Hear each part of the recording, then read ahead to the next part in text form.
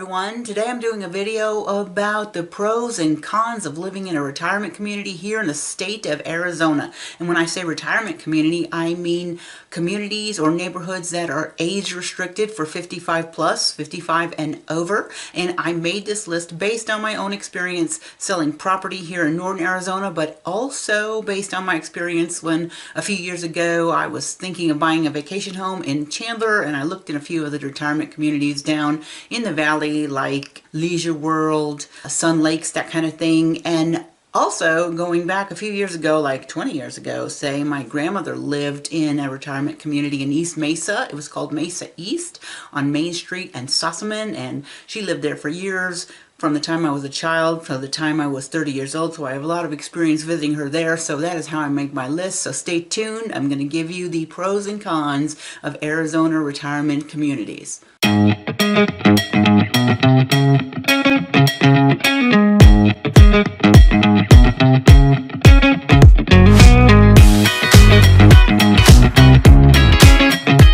The channel is Living in Northern Arizona, where I'll teach you everything there is to know, or everything you ever wanted to know about living in the northern half of the state. My name's Dawn Dickinson. I live in beautiful Sedona, Arizona, but I also sell real estate here, and that's how I know about the northern half of the state. I live in Sedona, but I also sell in Verde Valley, which is Cottonwood, Clarkdale, Camp Verde. I sell in Prescott and also in Flagstaff. So that's how I get my information about northern Arizona. If you like the video, please do me a favor, hit the like, subscribe, notification bell, all that stuff, and I hope you come back to see me again. And if you have a question about real estate, be sure to go to my contact information, which is always in the description below, and give me a call, text, email, because I love to talk about real estate.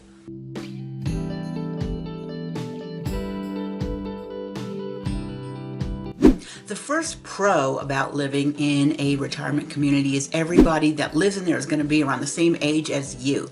So you're going to be past childbearing age. A lot of people will be retired because they're over 55, and you'll probably have things in common, and you'll probably have a similar energy level, and you'll be able to make friends and hang out with people who are your same age. So that can be very nice, and might be a reason for you to want to live in an age-restricted community.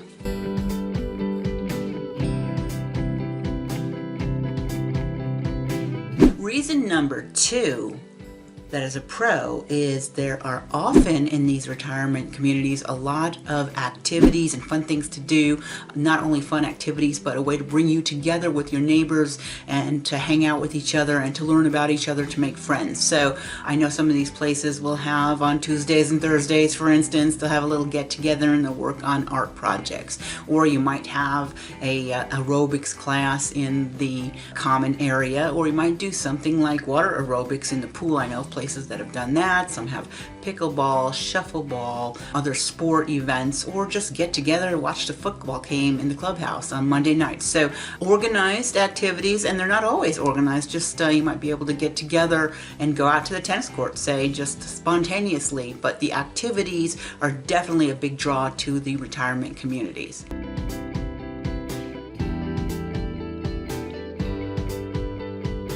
Okay, so number three is you can often get into a home for a good price, a price that would be slightly lower than a similar home, a similar size in a non-age restricted community. I remember a few years ago when I was looking for a house in Chandler, I looked in both age restricted and non-age restricted. So I looked in places like Leisure World and a few other in Mesa, and it seemed like the same size house was about 15 to 20% less in an age-restricted community than it was in a non-age restricted, the general subdivisions and stuff. So you might be able to get in a house for less money than if you go to a regular neighborhood. The other thing is if you're buying a home in a park, a retirement park, that's of course video, but you might be able to get a good price on a home in a age restricted area.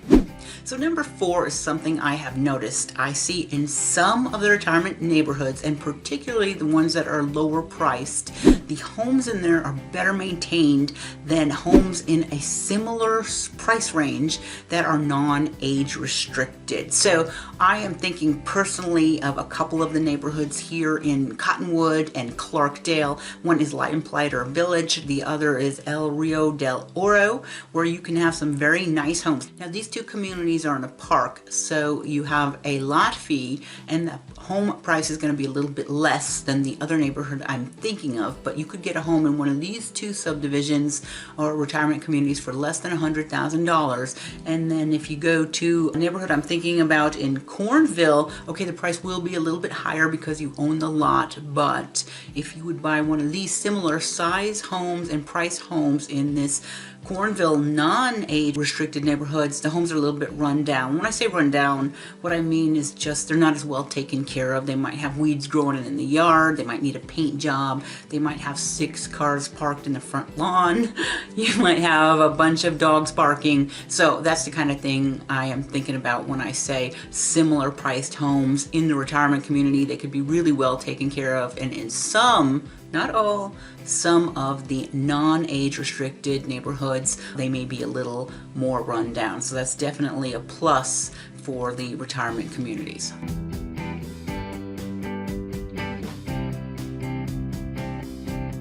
And one last con to the retirement communities is sometimes you have an HOA fee and you have a lot of your utilities bundled into the fee. So you might have an HOA fee, but it also includes garbage collection, sewer, gas, water, and sometimes even internet. And so rather than writing checks every month for 6 different providers, you write one check to the HOA, and often the bundled price is cheaper than if you were writing 6 different checks to 6 different providers. So that's another plus for a 55 plus age restricted community here in the state of Arizona.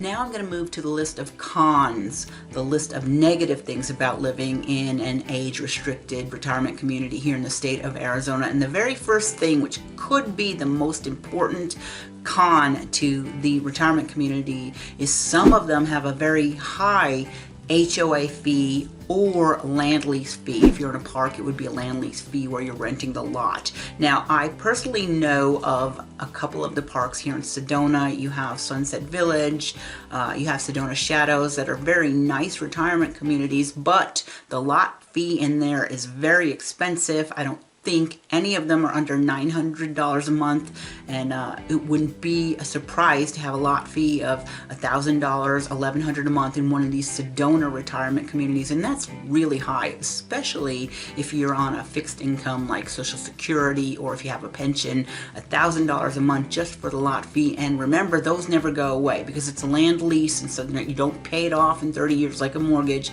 You'll always have that super high HOA fee. But there are other places. There's a beautiful retirement community in Cornville where single family homes, they also have an HOA fee.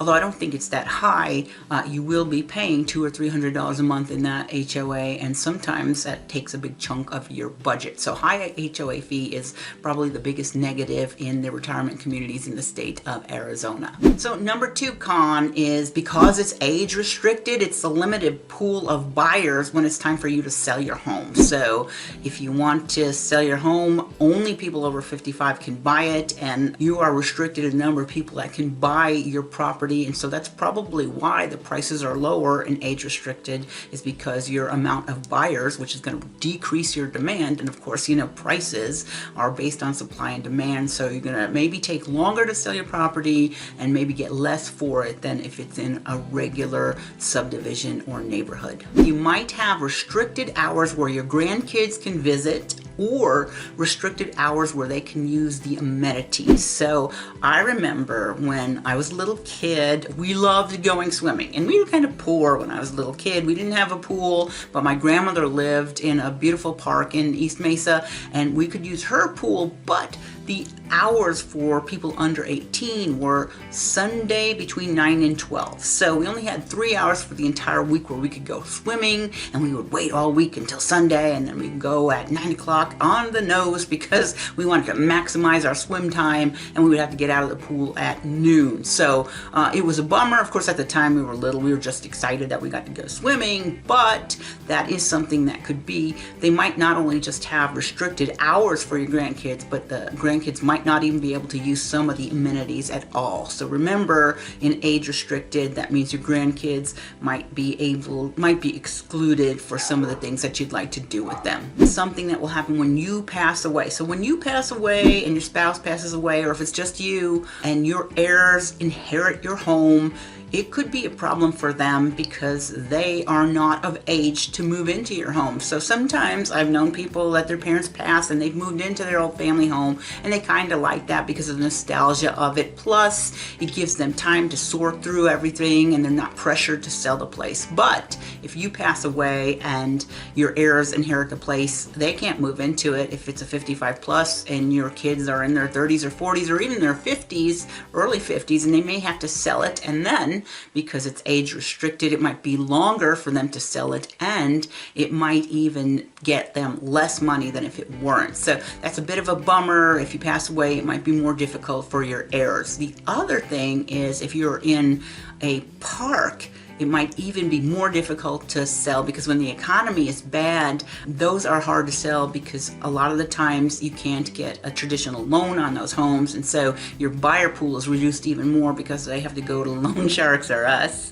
That's not really the name, that's what I call them, to get a loan on the place. So when your heirs inherited, they can't move in, and it might take them longer to sell. Plus, that's one more thing that they have to deal with after you pass away, and they're in a depressed emotional state. So that's another con, is your heirs, once they inherit your age-restricted home, could have a little more hassle than if you were in a regular neighborhood. Because I kind of touched on this already a little bit, but if you're in a retirement park where you don't own the land, you're going to have that land lease. That lot lease fee can be very, very high, and it will last forever. It won't go away. So 30 years could go by. Say you're 55 when you move in, and now you're 85, and you're like, yay, I'm done with the lot lease because I've been here 30 years like a mortgage. Nope, nope, nope, you're still paying it, and it will never go away. So that lot lease kind of is a bummer in the retirement community. Again, if you have a place where you own your own land, and there are still manufactured home parks that you do own your own land, but that's just, you know, something to think about,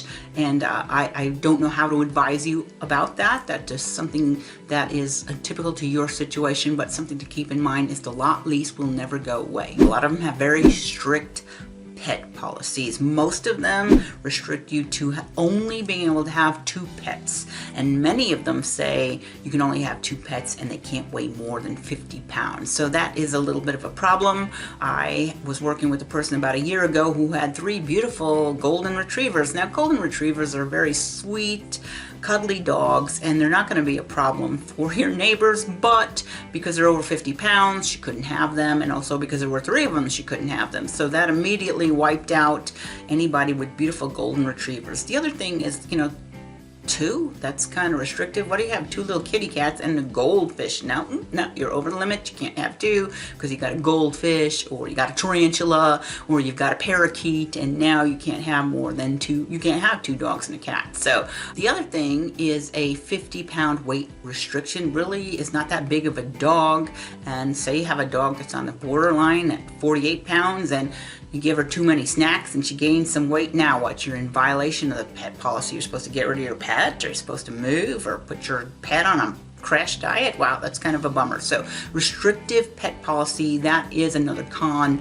when it comes to the retirement communities in Arizona. You may have busybody neighbors who are watching your business all the time, and that could be just because of the age. I don't know if you don't have as much going on in your life at that age, plus the fact that you're retired, don't have a job to keep you occupied, you're not raising kids anymore, and so you have more time on your hands and more time to be nosy and watching what your neighbors are up to. So here's a story that I remember from when I was young. My grandmother lived in Mesa East Retirement Park, and my cousin was dating a guy who was an ambulance driver, and he was a great guy, and he loved my grandmother. Now, for a while, my cousin lived with my grandmother, so that's how they got to know each other, but occasionally Jimmy, his name was Jimmy, would stop by, and when I say occasionally, maybe once a week, he would stop by to visit my grandmother, and he'd have some coffee and maybe some Entenmann's, and he would park the ambulance in the driveway, hang out with Nana for a while, and then leave. And of course, all of the neighbors were always like, "Oh my God, Ethel, are you okay? You know, I saw the ambulance in your driveway." Now, you would think after a while they would remember that, oh yeah, Jimmy's an ambulance driver, he's just visiting. But no, this would happen like every week. Everybody would see the ambulance and they would come running out. They'd call Nana, "Are you okay?" You know, no, it's just Jimmy's visiting. And so people watching what you're up to, that can maybe become a pain in the butt after a while. The story of the ambulance being parked in my grandmother's driveway and scaring all the neighbors has a bit of an ironic twist to the end. Jimmy, the ambulance driver, my cousin's boyfriend, was a really good guy, but he was born with a congenital heart defect. He ended up passing away of a heart attack at 32 years old. So while everybody was scared of my grandmother having something go wrong with her, it was actually Jimmy who passed away way too soon at 32 years old, and may he continue to rest in peace. Okay, so my last con of living in the retirement community has to do with aging. So you're living in a place where everybody's over 55, and you might be 55 when you move in, but as you go on and age over the years, a lot of your friends are going to be getting sick and they're going to be passing away.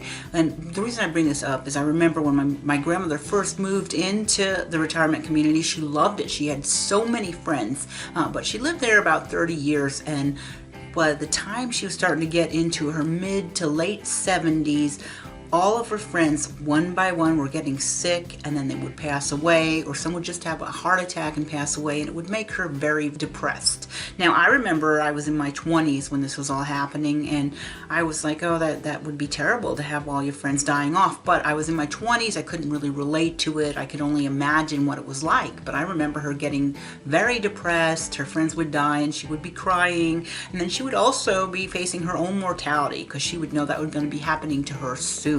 So my grandmother lived to 83. She actually did outlive a lot of her friends, but I do know the last 2 to 3 years of her life, she did become very depressed because all of her friends and all of her neighbors were getting old and passing away. So that is a bummer, but that's just something you need to be prepared to think about, that you could be losing friends because you're in an older demographic age group where you're living. So that's it. That is my pros and cons of living in an Arizona retirement community. I hope you enjoyed the video. If you did, please give me a thumbs up, subscribe, notification bell. That helps other people who are looking for this type of information to find the video and to find the channel. My name's Dawn Dickinson. I sell real estate in northern Arizona. So if you ever have a real estate question, or if you're thinking of moving to Sedona, Verde Valley, Flagstaff, or Prescott, go to the description below, find my contact information, and give me a call, text, email, or even go to the website and schedule a 30-minute Zoom call or phone call, because I love to talk about real estate, and that's where I get my best clients. I hope you enjoyed the video, and I post videos every single week about the same type of northern Arizona topics, so I hope you come back here again, and I see you again next week.